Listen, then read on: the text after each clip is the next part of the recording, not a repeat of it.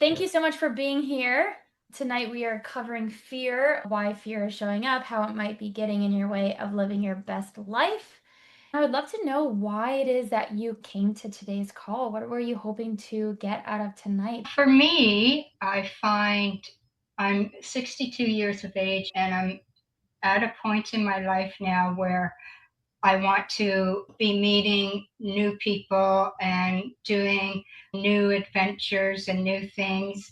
And I don't want to have my anxiety or panic stop me from going outside the box and expanding my friendship group. I'm a chatty catty and I like to talk to people online or do things in person, or I'm not looking for any romance or anything like that. I'm just looking for, some fun friendship to just have fun, go for walks, play games, what have you. So to get outside my box, basically, Yes. not feel so isolated.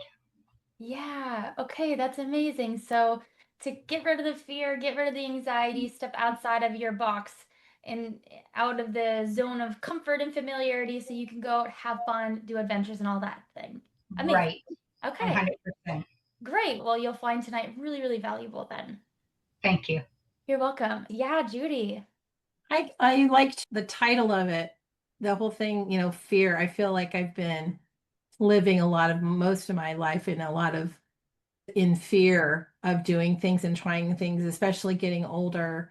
When I was younger, I didn't seem to have that. And now that I'm older, I feel more self-conscious about it. And so kind of the same, just starting to try to become something now at this age and not live in fear about everything. Yeah, amazing. Sounds like there's a common theme. I just wanted to add as well, I have a fear of being alone, and I want to get over that fear. One day we all may be alone. So I want to be comfortable in my own skin and not afraid of being alone in my own skin, if that makes any sense. Yeah. It does make a lot of sense, actually. A lot of people that come to work with me privately, a big thing that they talk about is one, they want to get rid of their anxiety. Two, they want to get to know who they are. They want to come back home to themselves. They want to feel comfortable in their own skin. They want to go out to karaoke and go dancing and have fun with their friend or by themselves and meet new people and not feel afraid of being judged. And so the Yeah. majority of people that I work with, that's it. They're like, who is Cass? Who is Cass under all the fear and the conditioning and the worry? And so you're definitely in the right place. Thank you. You're welcome. Okay. So I will Also, I share say, with, yeah, David. also, I figure I'd say mine too. Say, I would just say, I'm always open to hear different insights and ways like you could just be better. And I know fear is always a factor in everything. Everyone got different ones, but we all got them, like somewhere, And I just think the less you have of it, or you know how to manage and overcome it, you could do a lot more. Like your goals is almost like the sky's the limit. You're more limitless when you have less fear, or at least know how to overcome it or handle it. So I think that's why any way you can, any tools or insights I could always learn, that's what I'm always open to. So that's why you brought me here today. Amazing. Amazing. Okay. I love that. You guys are all in the right place. I'm so glad that you all showed up tonight. I want to be respectful of your time. And I'm also just so grateful that you all chose to be here. So, fear. What if fear is quietly making more of your decisions than you realize, right? So tonight we're going to talk about how fear disguises itself as procrastination, overthinking, perfectionism, and not being ready, which is really big, actually. Does anyone here feel like fear shows up in these sneaky little ways like I'm not ready, or I just need to wait till Monday, or I just need another certification, or I'll do it when I'm a little more confident? Like that's fear showing up, and fear is really, really sneaky because we're designed that way. We're designed to stay safe in the zone of familiarity, in the zone of comfort, so that we essentially survive. So anything outside of our box, it is not safe.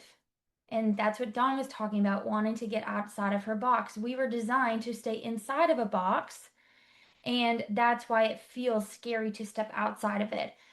you can program your brain and your nervous system and your mind to feel the fear and do it anyways, but it's not as easy as just snapping your fingers and say, listen, we're doing it. I mean, it can be if you program your brain to do that. So I'm going to share with you some tools tonight to help you do exactly that. So I'm not giving a lecture on how to stop being afraid.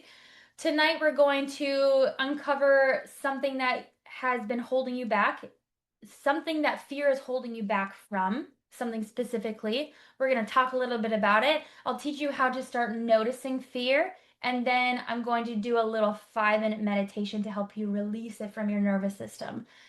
When I send out the replay, I will also isolate the meditation so that you can listen to it over and over again.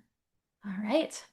And if at any point you have any questions or you're resonating with something, please drop it in the chat. I am watching the chat as well. Okay, so fear doesn't always look like fear. Like I said, it can be really, really sneaky.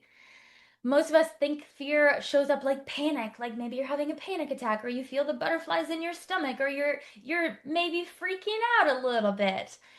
Or you have a racing heart, but it doesn't always look like that. It can look like procrastination.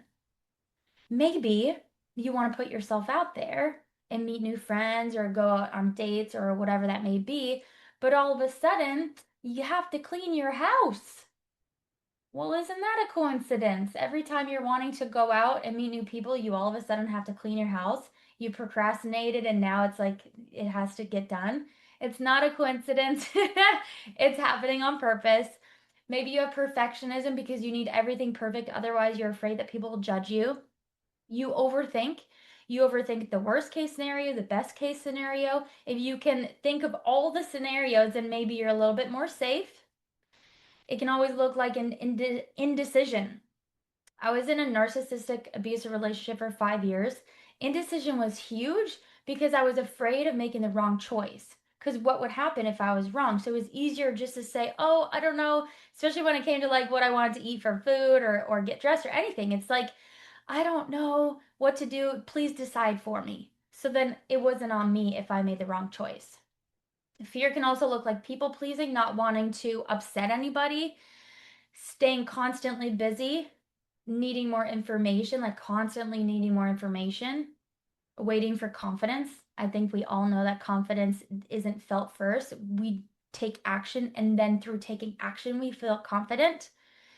Sometimes fear looks like completely avoiding the situation or the conversation, or starting and stopping. This is really common. People get into the starting and stopping loop, especially people who have ADHD, who are anxious, highly sensitive, empathic. A lot of this is stemmed from being afraid of making the wrong choice. Because if I make the wrong choice, then what does that mean about me? So it all comes down to self-preservation. This is why people think that they have a motivation problem. But the real problem is actually fear, and underneath it is a much deeper rooted problem. Give me a hands up or put a me in the chat if you're starting to see how this is connecting like beyond just a blanket statement of I'm afraid. Because it does go much, much deeper than that. Yeah, okay, amazing. Okay, so I wrote here wrong question and right question, but I don't actually like to use those terms. So I'm instead going to say an unhelpful question to ask yourself is what is wrong with me? Actually, that's detrimental. It's detrimental to ask yourself, and especially your children, if anyone has children here, it's detrimental to ask anybody, what is wrong with you? Or what is wrong with me? Because your brain has to find an answer, and it's going to find an answer that supports the question. So if you're saying what is wrong with me, it's going to go find something that is wrong with you. And it's going to pile that on, it's going to compound it, and all of a sudden now you feel like there's everything wrong with you. But had you just asked a different question, you wouldn't be feeling now that something is wrong with you. So an unhelpful question to ask is what is wrong with me? And a better question, a more helpful question to ask is what is it this behavior trying to protect me from? What is this behavior trying to protect me from?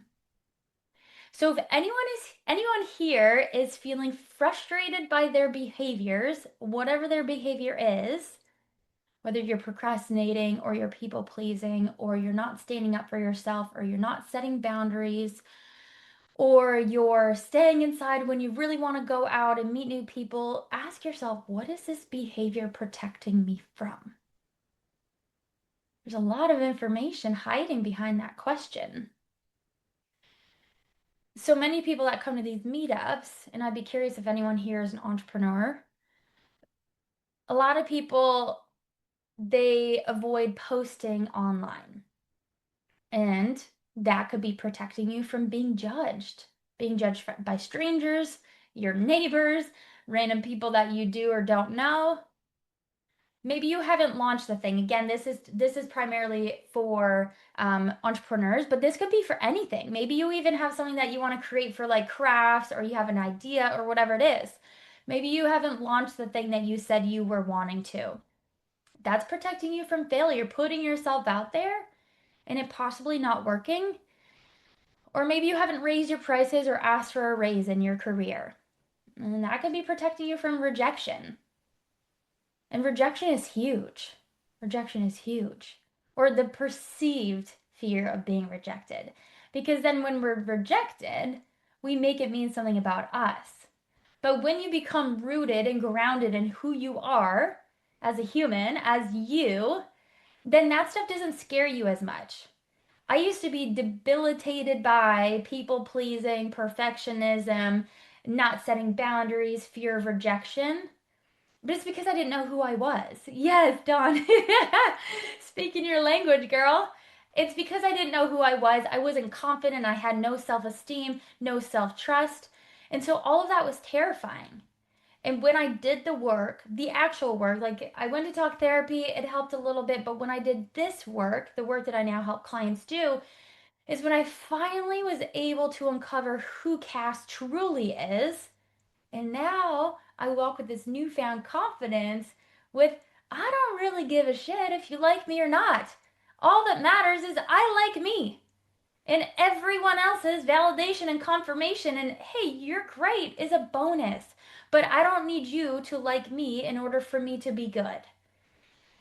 And I think somewhere along the way, being confident came off as cocky and you think you're too much or you think you're better than everybody, but I think that got misunderstood throughout the way, and so people thought, okay, it's bad to be confident, it's bad to love yourself. But that could be further from the truth. If we were all confident and we had self-esteem and self-trust and self-love, I think that everybody else on the planet would be so much better. Right? So, as we do this work, as we look at fear as protection, which it actually is, and it's not the enemy, we can gain so much information from that. And like I mentioned, your job's number one, your brain's number one job is to keep you safe. It's not actually to make you happy. You would think that we are wired to be happy, but I guess maybe that would be boring. I don't really know why we are. Probably just because we need to survive. And we don't need to be happy to survive. And in fact, I think happiness is kind of more fleeting, but feeling peace and joy within our body, within our soul, in our life, I think is an even better marker to go after. Because I mean, you can feel all these emotions whenever you decide. Just like you can feel pissed off, angry, sad, depressed, anxious whenever you want as well. If you can think yourself into happiness and joy, you can also think yourself into a state of suffering.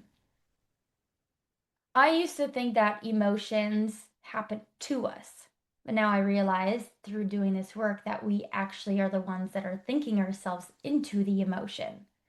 But it all happens really, really fast. It happens really, really fast.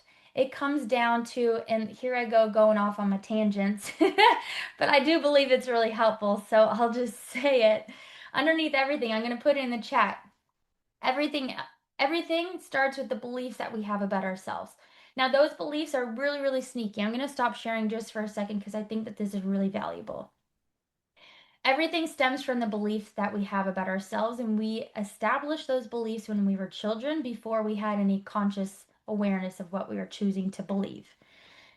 And it's so sneaky that it's really difficult to find it. You can't think of what your unconscious belief is. It's an unconscious process.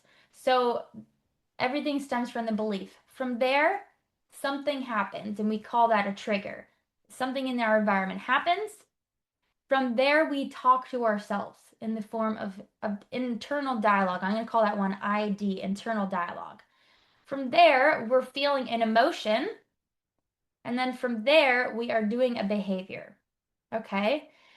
So let's say the behavior is you're not going out to hang out with people because you're feeling anxious.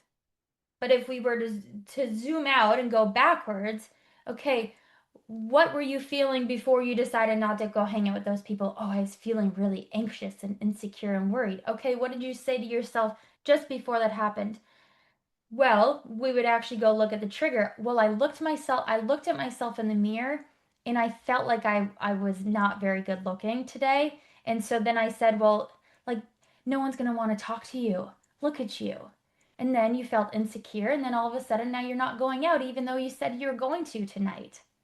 And underneath all of that is a deservingness and worthiness wound. But all of this happens so fast. So all of a sudden you said you were going out, and then within seconds, all of a sudden now you're not going out and you're really beating yourself up and you feel down. You went from excited to put yourself out there to now you're curled up in a ball in your bed and you might even be feeling really down in the dumps. And can you see how fast that happens? Then when I do this thing, it's called a strategy. When I do this thing with my clients, they're like, Cass, I didn't say anything to myself. I'm like, oh, yes, you did. It just happens so fast. And then when we find repeated times where this happened, they're like, oh my gosh, I say the same thing to myself every single time. Someone that I was working with realized that every time she got pissed off and started yelling at her loved ones, she said to herself, what the fuck? And then from there, she lost it every time. And then when we realized this, she's like, oh, wow, how predictable is that? Yes, we're humans, we're predictable. So, how to change it, you have to change what you're saying to yourself, and then everything from changes from there. But really, underneath it all, we have to change that belief. So, was this a helpful side tangent? So, if you're feeling fearful and you're deciding not to do the thing, what are you saying to yourself? And then, underneath all of that, what is the belief, if you're to know, that you have about yourself? And it oftentimes comes down to worthiness, deservingness, or capability. But again, it's really difficult to find that on your own just because it's unconscious. So that's what I help people with. Okay. All right. So your brain is designed to keep you safe, not happy. And that keeps you in a zone of familiarity, which is why you may stay in a relationship longer than you probably should, but it's safer than being alone, right? Maybe a familiar income can feel safer than asking for a raise or starting the business that you've really wanted to. Maybe that feels safer. Maybe staying invisible can feel safer than being seen. This one is really big. A lot of people don't actually realize that they have a fear of being seen until we get into conversation and it's like, oh my gosh, I had no idea. So a fear of being seen can be huge. In a fear of being seen can show up in so many different ways. That can look like you stay in isolation. That can look like you stay in situations that are really like you're really settling if you're being honest with yourself. That could also look like you wear clothes that are too big for you, or you have taken on a lot of weight on your body and you may not dress in the ways that you want because what if people notice me? What if I'm seen and therefore what I won't feel safe? But again, all this happens on the subconscious level. And then maybe known discomfort can feel safer than unknown possibility. It's kind of like if someone really loves going to the same vacation spot every year because they know what to expect, but at the same time, they really want to go on a spontaneous adventure. Well, they're like, well, I only have 1 week. Or it's like you want to go to a restaurant and you're like, I want to try something new, but I'm also really hungry and I'm afraid that like what if this new food that I'm trying to try out isn't very good? Well, you have to decide these are actually fun ways to step outside your comfort zone and know that no matter what, you're going to be okay. Best case scenario, you go to the restaurant, you try something new and you love it. Worst case, you just don't order it again, right? And you know that you're okay and you know that you can trust yourself. Actually, on the topic of trusting yourself, I'm going to put a link in the chat right now that if you have a hard time trusting yourself, then I have a free one. I think it's a 40-minute audio. Self-trust, cassandra.com/self-trust. It's part training, part hypnosis. Really, really powerful. I would strongly recommend downloading that. Okay, so what are people actually afraid of? Because now we know that fear isn't just fear. There's actually so much more underneath it. It's just a blanket statement word. Underneath most is avoidance, and it usually comes back to one of these things. Rejection, like we already mentioned, judgment, judgments of others, judgments of our family, our friends, failure. I mean, that's obvious. Being afraid if we fail. But underneath that, like, what does it even mean if we fail, though? What are we making it mean? What is the story that we're telling ourselves? Did anyone know that there's actually people who have a fear of success? Fear of success because what happens if I change? Or what will my family still want to be around me if I have this success? Or who will I become? Or I had someone on a client of mine, and he's like, what if I become like self-absorbed or really cocky or too confident? If I become successful, then what? He was afraid of not being in relation with people in his life anymore because he was afraid of the success getting to his head. Or what if I become successful and I lose it all? Right? Sometimes not having any of it is safer than having it and the possibility of losing it. And that could be in the form of relationships, friendships, career, even the weight on your body. If you achieve, like, if you've been working really hard to release weight off your body, and then you have a fear of success because what if I can't maintain it? Fear of being seen, we talked about disappointing someone. What if I finally set boundaries or leave that career or decide to move away? What if I disappoint somebody? I mean, what if you disappoint yourself? What if you continue disappointing yourself?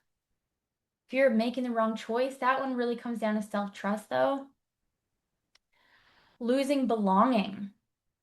I mean, oftentimes when you're in one group of people, and then you decide that you want to be better for yourself. You want to grow, you want to expand. And when you do that, though, you oftentimes will expand outside of your current social circle. But I'll tell you that there's always a next circle waiting for you. Some people also have a fear of losing control. This is actually a lot of people when I tell them I'm a hypnotist, they're like, "Oh, I don't want you to control me." It's like that's not what hypnosis is. But I always find that to be funny. So losing control and then not being good enough. What if I put myself out there and it's still not good enough?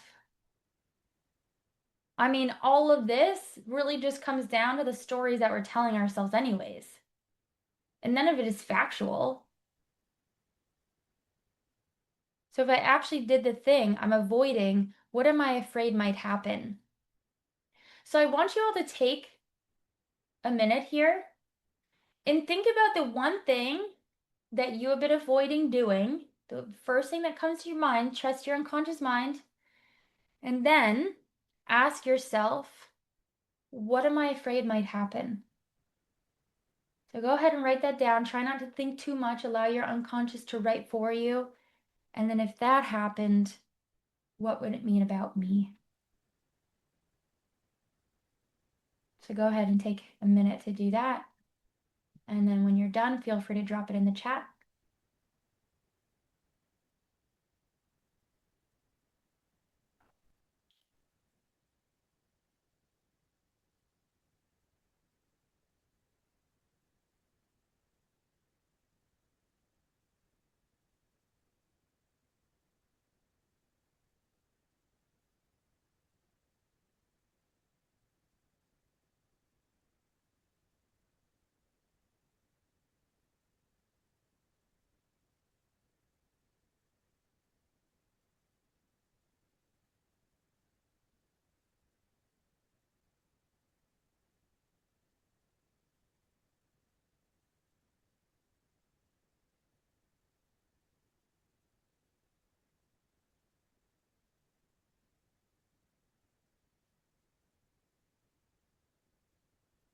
if I actually did the thing I'm avoiding, what am I afraid might happen?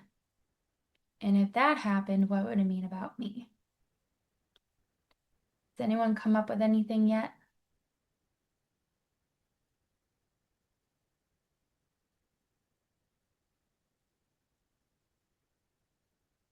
Sometimes doing this exercise alone can bring awareness. Sometimes it can actually make people laugh because it's like, I've been avoiding that thing for so long, and that's the thing I was afraid would happen.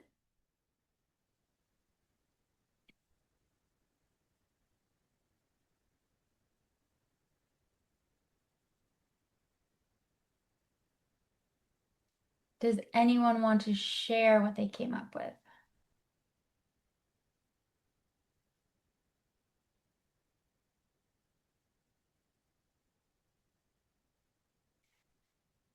Afraid of hurting and or disappointing people I care about. Yeah, and so I'd be curious of what it is specifically that you're avoiding doing that you fear would hurt or disappoint people. And then is that true? And even if it is true, well, what would it mean about you if you disappointed them? And what would it cost you if you continued avoiding doing the thing you want to because you're afraid of disappointing someone else? Because either way, you're disappointing yourself.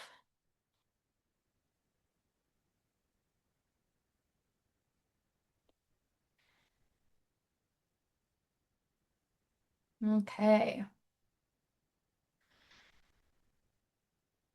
Yeah, afraid of being judged for the change I'd make to myself. What it means about me is that I care what others think more than what I think. Yeah. Afraid of being judged for the change I'd make to myself. I'd be curious, what is that change? Why are you wanting to make it? And what would happen if you did it anyways? Or what wouldn't happen if you didn't do it? There's something really cool called Cartesian coordinates with NLP. And I'm going to give them to you because I think that they're going to be helpful. And also, they're kind of confusing. So I'm going to write them in the chat. What would happen if you did? What would happen if you did go after the thing? What wouldn't happen if you did? And again, these questions are meant to be confusing. So what wouldn't happen if you did? What would happen if you didn't? And finally, what wouldn't happen if you didn't? Confusing questions. So you can take the thing that you're wanting to do and say, well, what would happen if I did this thing? Right? Does anyone have one example? And someone said codependent. Yeah, David, do you want to say what your example is? Or if you want to type it in the chat. If you're trying to talk, I can't hear you because you're muted. Oh, I thought I hit it. There we go. I was gonna say it goes together. I would feel bad either way. That's why I'm going for it. Like I'm kind of in the process. So it's not my fear is not really so much avoidant. It's just obviously the what do you call it, uncertainty. Mm-hmm. But I think that's always the fear. Is just whether you still act despite it or you don't. I think most people don't do stuff in general because of uncertainty. I mean that's kind of the obvious with anything. Well, most things you don't really know what's gonna happen. So people usually get scared because there's no guarantee. Like a business thing, you usually would stay with a job you don't like because at least the paychecks coming. The other one, you might be that better off lifestyle, but you need to go through so much and it's uncertain. So you could could go for it and fall flat and be take years to recover before you know.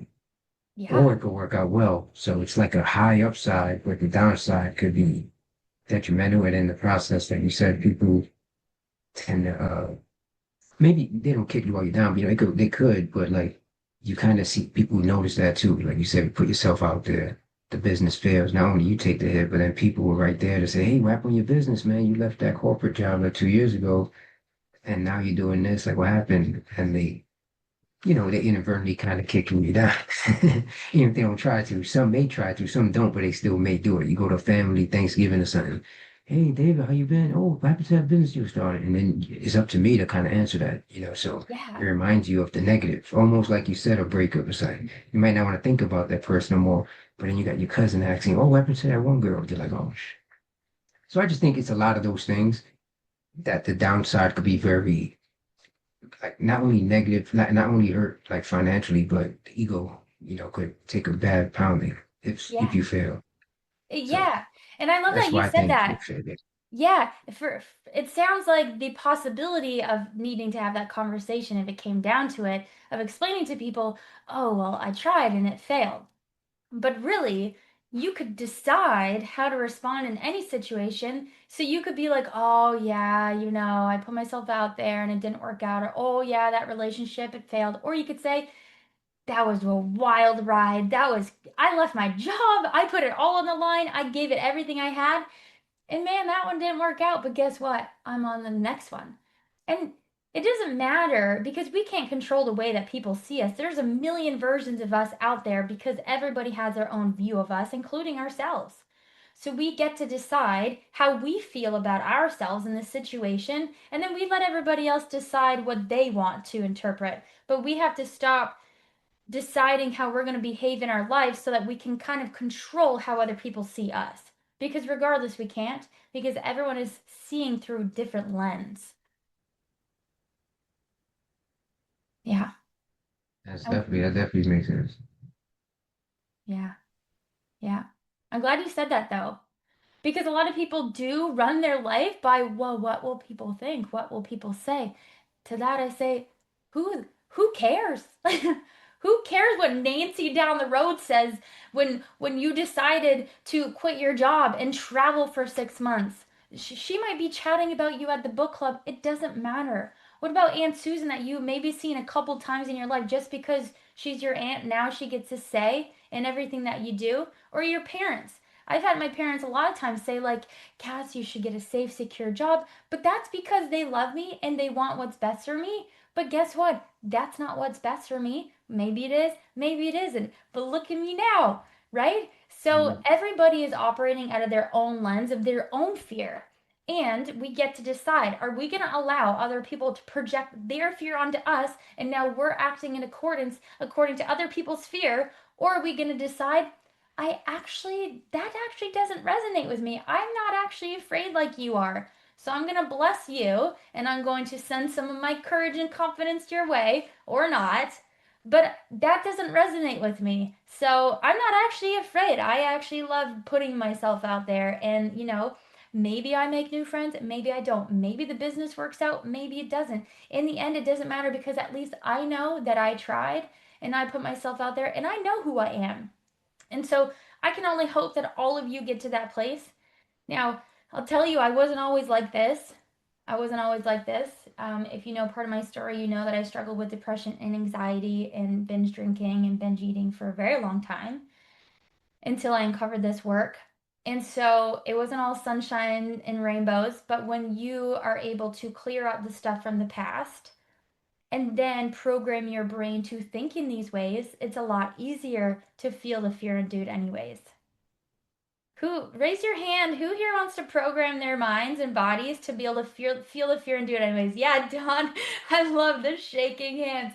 Yes, yes, I love that so much. Okay, I feel like you guys are getting lots out of this. At least I hope you are. I mean, I even am because there's so many different angles at which people hold themselves back. And so I'm really glad. Yes, me says Sue. Okay, amazing, amazing. Okay, I think I didn't go through this one. Yes, says Judy. Amazing. Okay. So fear shows up in the body as well. Your heart rate changes, right? Your muscles may tense up. You might have breathing changes. Thank you, Dawn. You may feel restless or even frozen. Like you might go into a state of fight or flight, or you might get the urge to escape or avoid or appease or control. So, those are different ways that your body might respond. But guess what? When I show up to these calls, every time that I do them, my heart races. I get nervous, but guess what? I reframe it to see it as excitement. Oh, I'm really excited to jump on this call with whoever's going to show up. One person might show up, no people might show up, 100 people might show up. I don't really know because it's uncertain and it's unpredictable. But what I do know is I'm going to show up in the best way that I can, and for that, I'm excited. And there's so many different tools that you can use to regulate your nervous system so that you can know, okay, what is this showing me about me? And how can I reframe this to actually use it to my advantage? So when Dawn decides to go out, maybe she wants to go to karaoke or go to a games night or meet new people or whatever it is. Yeah. And her heart starts racing and she's getting a little nervous. She has two choices. Oh no, I can't do this. This is not good. My heart is racing. I'm really nervous. It's going to be terrible. Or she can notice her heart is racing. She'd be like, "Ooh, I'm excited. Let's go." Obviously, the second case, she's going to end up going out. The first one, probably not. We always get to decide. We create the meaning of everything. We're meaning making machines. We get to decide what our body cues mean to us. So your mind shows up, and then sometimes it creates excuses for why you shouldn't do it. And of course, fear shows up because, I mean, if you're walking on a dark path at night, and there's no one around, but then all of a sudden there's someone around, yeah, it's okay to be afraid. I would be afraid too. So we want to keep the fear. We want to make sure that we still are able to hear it and feel it, right? So we don't want to fully get rid of fear. We just want to be able to acknowledge what the fear means. So the fear loop is we have a trigger happens. Okay, we'll either see something, hear something, feel something. It comes in through our senses, okay? The trigger happens, and then we have that fear response. We'll feel something in our body, and we're going to create a story about it. We're going to create a story about what this means. And the thing is, if you haven't cleared up stuff from your past, what's happening now is going to be compared to what happened in your past. It's going to say, what is this compared to? It's like, oh my gosh, I saw something on the news 20 years ago. What if that is this? It's literally comparing whatever you know from the past. That's why clearing up the past is really important. So then, whatever story you create, odds are you're going to avoid the situation. Then you're going to feel good. You're going to feel relieved. And then, when you do that, it reinforces when I'm afraid, don't do the thing because it's safer. So maybe someone wants to post a video because they want to grow their business online, and then all of a sudden, what will people think? And in the body, it starts to feel uncomfortable. And then they say to themselves, well, I should probably redo it. It's not good enough. So then they don't post it. And then they feel immediately relieved. It's like, oh, okay, I'm safe. But then the brain learns that avoiding posting made me feel safer. So I'll just avoid doing that altogether in the future. So procrastination is not a discipline problem. A lot of people will come to me and I'll say, so what do you want to work on? They're like, I want to stop procrastinating. I want to be more disciplined. I'm like, okay. And I only laugh because I know that's not actually the problem. But if you want more discipline, we can get you there. But really, there's something else underneath. Your brain learned that procrastination keeps you safe, and that's why you keep doing it. And that's why you keep doing it. So it's funny because people with ADHD, especially, they'll wait till the last minute to do everything. But underneath that could be perfectionism. Because if I waited to the last minute and I knew that I only had 1 hour to do something that I could have done over 2 months, well, that was good enough. And what I put out there was good enough because I only had an hour. Meanwhile, if you put in all of your hard work and effort over 3 months and it still wasn't good enough, you'd be like, well, I'm not good enough. But if you only put in an hour, it's like, whatever happens, happens. It's fine. I only put in an hour of work. I didn't even give it my all. It's sneaky. It's really sneaky. So there's a problem with waiting until you feel ready. Because now we know that that doesn't happen first. You don't feel ready and then you do it. You have to decide. Avoidance, avoiding doing anything, gives you relief today, but it quietly costs you your life. It costs you your life. Confidence happens by the evidence that you collect by doing the thing that is scary. And the more you do it, the more you can feel confident. That's how it works. And if you don't have the evidence yet, then you can close your eyes and visualize as if you've already successfully completed it, feel confident now, and then go out and do the thing. Borrow confidence from people. My clients, I always say, just borrow my confidence so that you can do the thing that was scary, so that you can see that you could survive it. And then your brain gets new evidence that, oh, this is safe. Okay, this is okay. And then you do it again. And then you say to your brain says, well, maybe I can handle this. So next time you want to put yourself out there and meet new friends or whatever it is, put yourself like send out your offer, tell people, hey, this is what I have to offer for my business. It's like, oh, okay, I did it. I'm alive, like I'm not dead. My heart's still beating. Okay, I can do it again, right? Okay, this is the tool that you can take a picture of this. This is going to be really helpful. This is your fear reset. It's a simple tool for the moment that fear shows up. And a lot of people think that they're just afraid, and then all of a sudden, like our body feels a certain way, and all of a sudden now we're not doing the thing because it all happened all at once. But it actually happens in a sequence, like I mentioned earlier. It's a strategy. So anytime you're starting to feel those emotions, you need to pause. Literally stop. Stop what you're doing. Stop talking. Stop walking. Whatever you're doing, just stop and pause so that you're interrupting that automatic response. From there, you name it. You could say, whew, I'm feeling afraid. And then get curious. Okay, Cass told me that it's not just fear. What is underneath it? Oh man, I'm afraid of looking silly.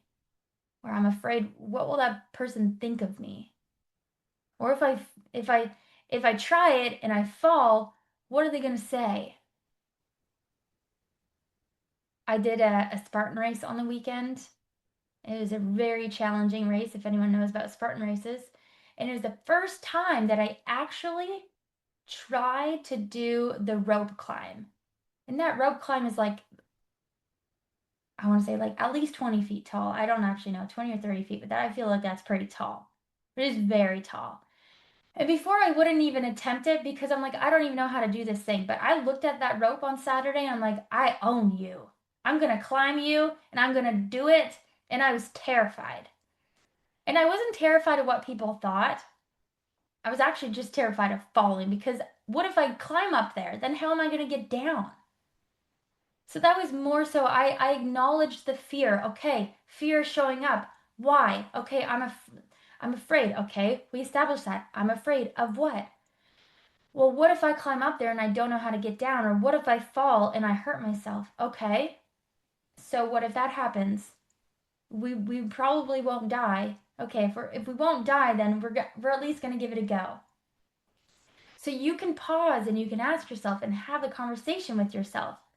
And I, for the first time, climbed the rope and it was amazing. And now I know that I can do it. It was a huge thing because I've done like 10 of those. Thanks, guys. I've done like 10 of those, and each time I let fear control me and take the driver's seat. Had I just had that little pause and conversation with myself and then injected myself with some confidence and looked at the people around me to see their technique and asked them hey, how are you doing that? I could have done it 10 Spartan races ago. Now, am I going to focus on the fact that I didn't do them the last 10 times? No. But it is helpful so that I know the next time I'm choosing to let fear take the driver's seat, what is it going to cost me?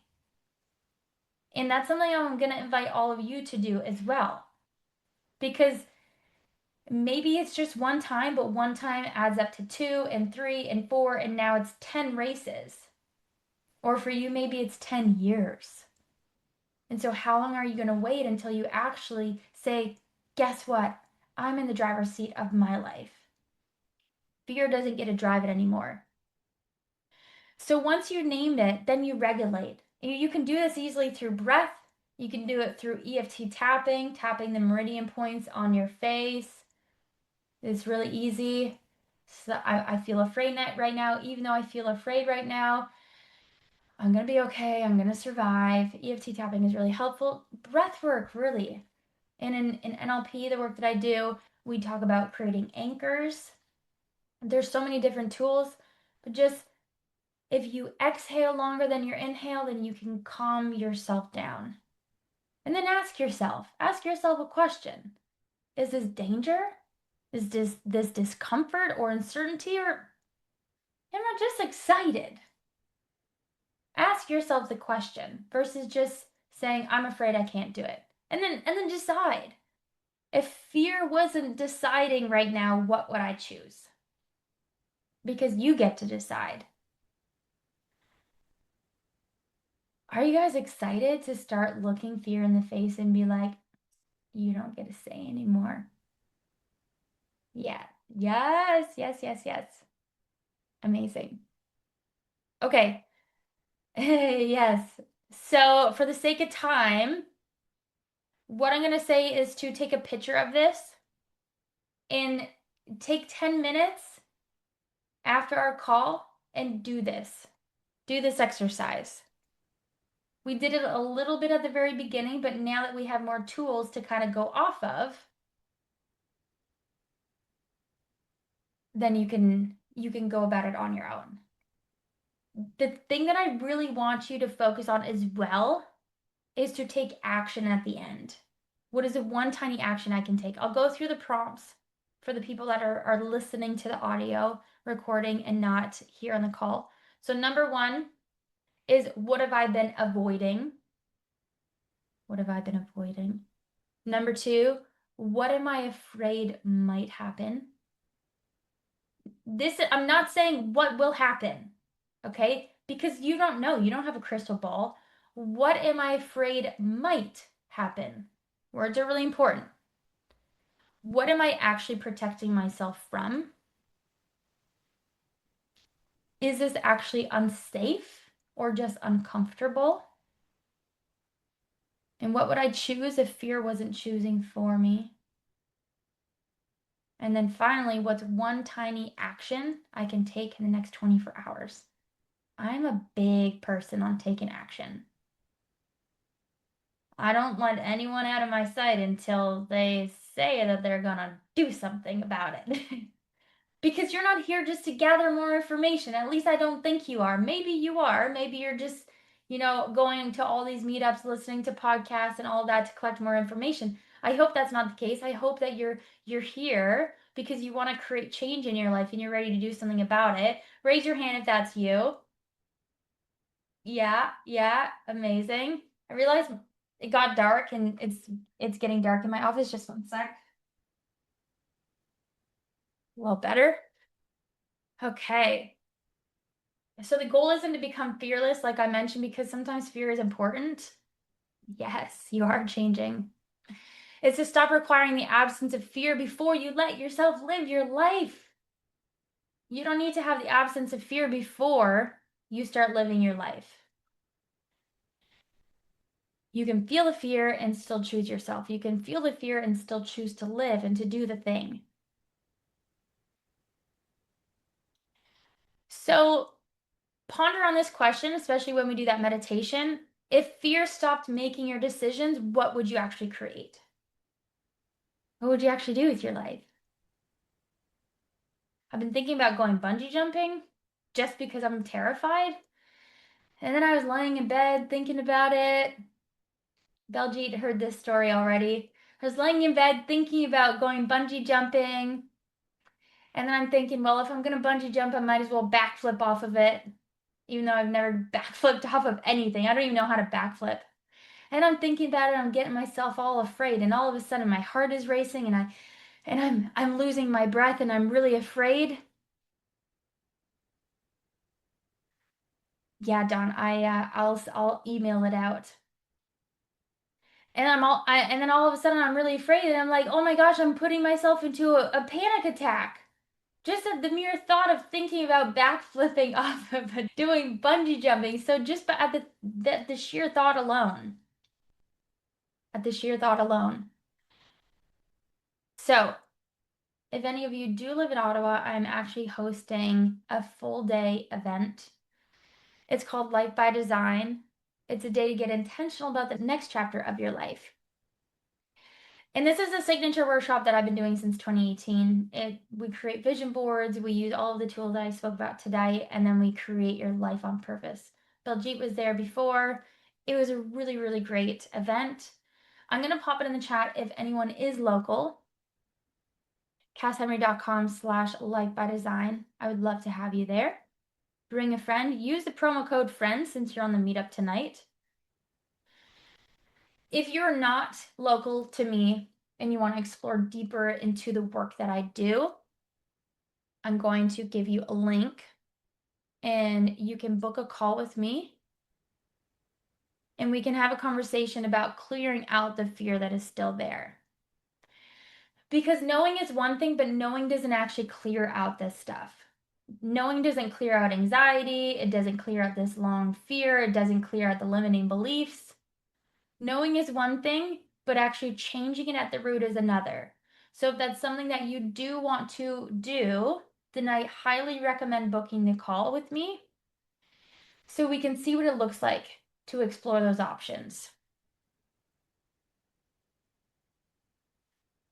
The event on September 27th. So you can feel the fear and still choose yourself. I just invite you all to close down your eyes and allow yourself first to get into a comfortable position. Take a breath in through the nose and exhale through the mouth.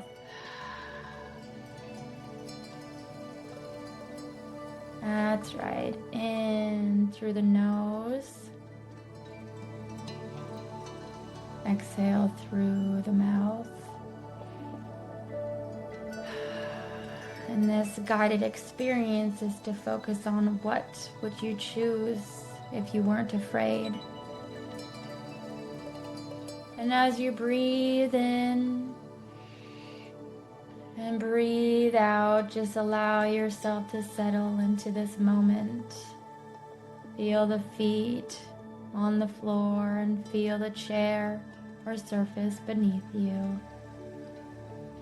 And for the next few minutes, there is nowhere else you need to be and nothing else you need to figure out. And now, bring to mind the thing you identified earlier. The thing you were afraid of.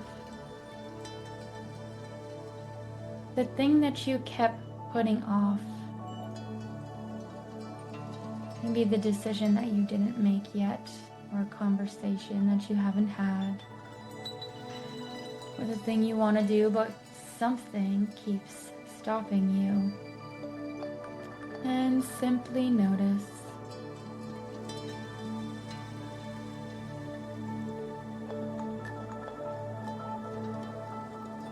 Notice what happens when you think about doing it. When you think about finally taking action, notice how your body responds. Maybe you notice something in your chest or your stomach or your throat. Maybe there's tension somewhere else. Or maybe you immediately hear a thought. The thought could be, what if it doesn't work? What will people think? What if I make the wrong decision?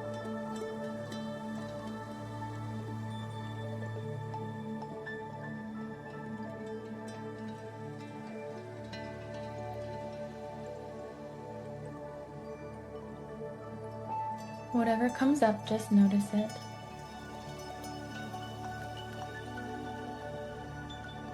You don't have to fight it. Just ask yourself, what am I actually afraid will happen?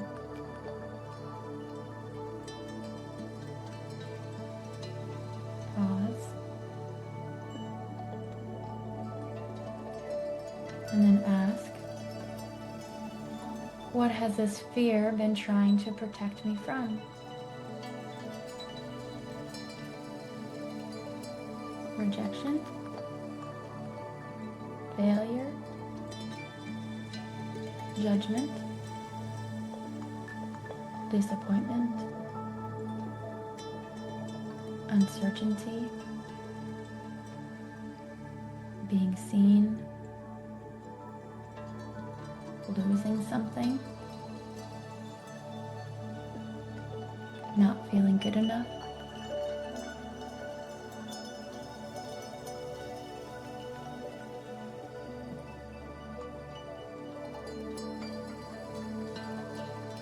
And whatever answer comes up, imagine for a moment that this fear isn't your enemy. It's just a part of you that's been trying to keep you safe. And maybe it's been doing that for a very long time. So you can simply acknowledge it. And you can say to this part of you, thank you for trying to protect me. I hear you. I feel you. I see you. And I get to choose what happens next. Take another slow breath in. And as you exhale, I want you to imagine something different. Imagine that you completely trusted yourself. Not because you knew exactly how everything would turn out, but because you knew that whatever happens, I can handle it. Imagine knowing that in your body. Knowing I trust myself.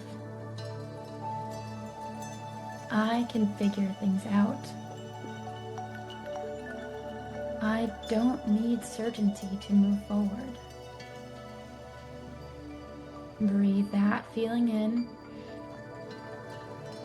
And as you exhale, look at that same situation again, except this time, fear doesn't get to make the decision. You do. And now ask yourself, if I trusted myself completely, what would I choose?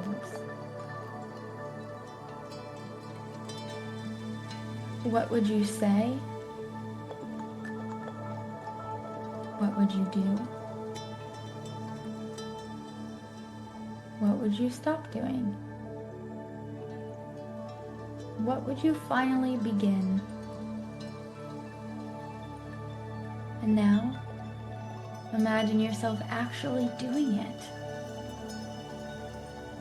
See yourself maybe sending the message or having the conversation or posting the thing or making the decision or setting a boundary, taking that first step, whatever it is for you.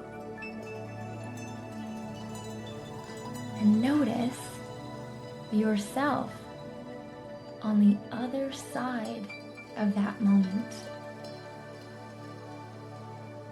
You did it. And maybe there was fear. And maybe there were butterflies. And maybe it wasn't perfect. But you chose yourself anyways. And notice what that version of you knows now. And I don't have to wait until I'm fearless. I don't have to wait until I'm certain. I can feel the fear and still move forward. Take one more deep breath in. And as you exhale, decide on one small action you're willing to take in the next 24 hours. Not 10, just one. And when you have that one small action step that you're going to take, I want you to begin bringing awareness back into the room, into your body, feeling your feet on the floor, taking another deep breath in, and on your exhale, you can go ahead and open your eyes. Welcome back.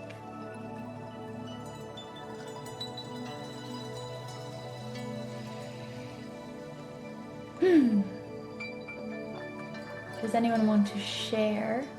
Yes, meditation is so powerful. I have a lot of meditation and hypnosis recordings. I want to thank every single one of you for being here tonight. Thank you for participating. Thank you for allowing yourselves to feel the fear and do it anyways. If tonight resonated with you and you'd like to have a conversation of what it might look like to work with me, I put that link in the chat. I host these meetups weekly or every other week. Typically, I also have a podcast. So when I send out the recording of this tomorrow, I will send the links there. Sending you all so much love and gratitude. I hope to meet you all sometime in real life one time. That would be fantastic. And if you live further away, well, maybe we'll meet again virtually. Thank you all. Enjoy the rest of your night, and we will see you next time. Okay, bye.